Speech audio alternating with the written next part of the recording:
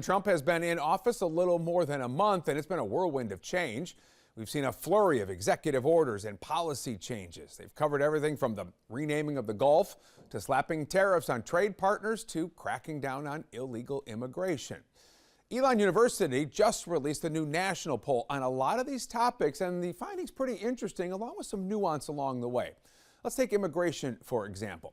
On the question of, do you support mass deportation of people who came to the U.S. illegally?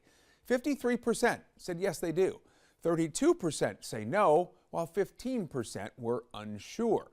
But when asked, do you support mass deportations of undocumented individuals who have lived in the U.S. for more than 10 years, the numbers, they shift a bit. 35% say yes to that, 44% say no, while 22% aren't sure. Now, of course, the number one issue going into the election was the economy. So how are people feeling about that? Jason Husser is the director of the Elon University poll. When we ask, how do you think President Trump's policies are going to affect the economy overall, we find 44% of Americans say it's going to make things better, 37% make things worse. Not surprisingly, this largely breaks down to if you voted for Trump or not in 2024. And it really is a striking divide. 82% of those who voted for now President Trump are confident that what he's doing will make the economy better. Only 12% of Kamala Harris voters feel the same.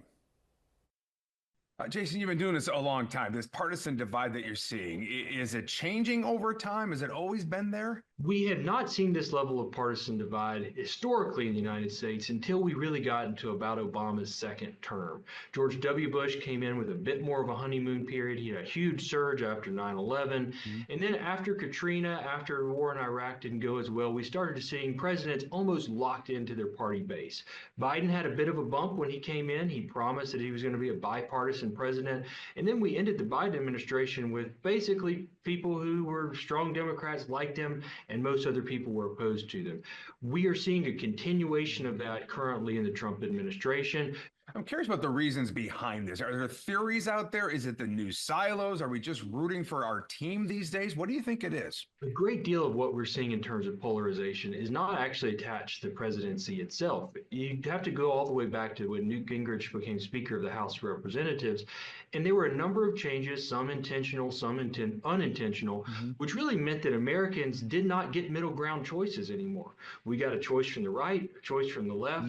You couldn't be a major player in Congress if you were a moderate anymore, and then all of a sudden moderates didn't get elected to Congress. So what we're often seeing with polarization is not simply due to one person or one factor, but rather a complex set of things that really leaves Americans saying, here's a far right solution, a far left solution, and very little opportunity to choose the middle. So all this partisan divide in mind, overall, the president's approval rating, where does it stack up? We're finding that the president is net up 4 points on approval, 45% approve, 41% disapprove, 14% still haven't made up their mind. That's close enough that any given day of the week, you might see it shift 4 points up, 4 points down. Generally, he's coming in about what we're seeing modern presidents coming in, which is they're winning with small electoral coalitions, and that's carrying over to approval levels. The key thing for President Trump right now, though, is can he keep his base? Because if he can't keep his base, he can't keep the Republicans in the House of Representatives behind him. And right now, our numbers are showing he has nothing to worry about. Jason Husser with Elon University.